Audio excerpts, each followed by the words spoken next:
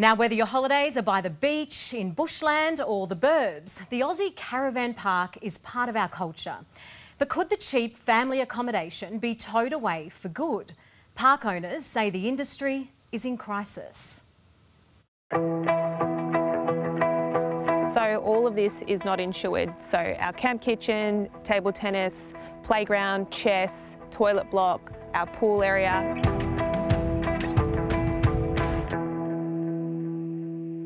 The humble caravan park.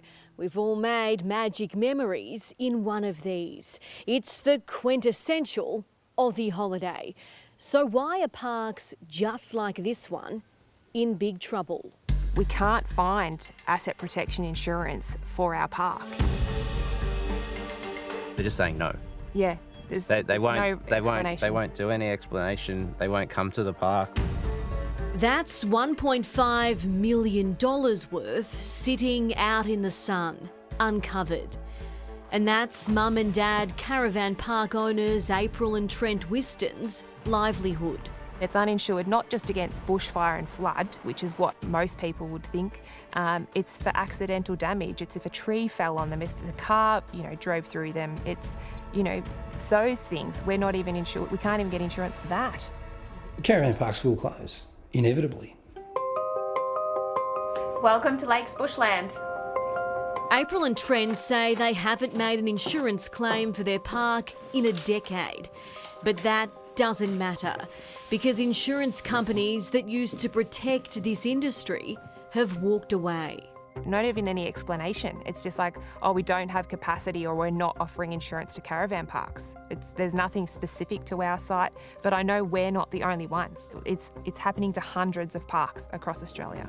Trent's family's been in the business since 1983, and together these two have owned and operated parks for 15 years. I've been knocked back from 14 different companies. Their caravan park in Gippsland, Victoria is home to 30 permanent residents, 3 on-site staff, 2 residential houses and 7 hire cabins.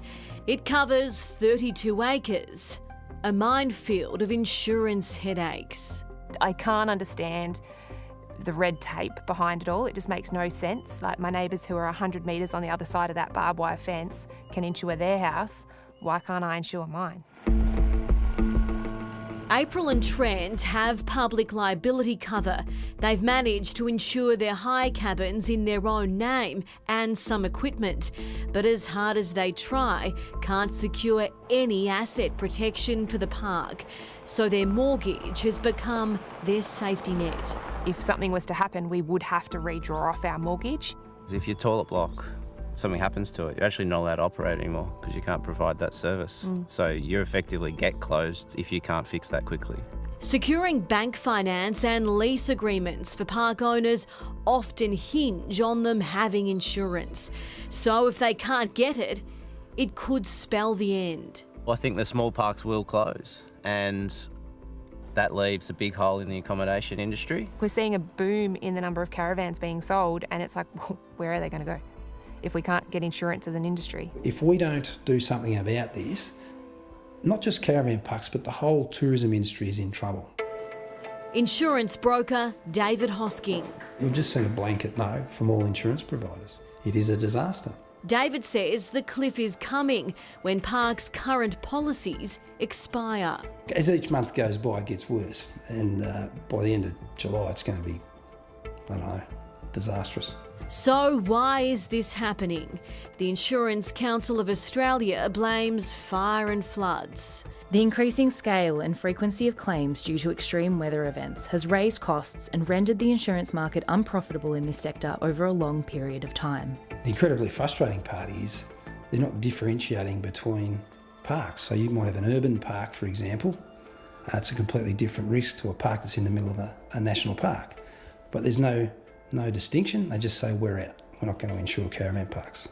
If caravan parks are forced to close, at stake are people like Mary and Barry Falconer. And there'll be a lot of people affected, not only the owners of the park, but those like us that call them home. Our kids grew up coming to caravan parks, and it was we had a great time. At the heart of this national problem lies the backbone of Aussie tourism and a way of life. It's owed to the people to keep it going.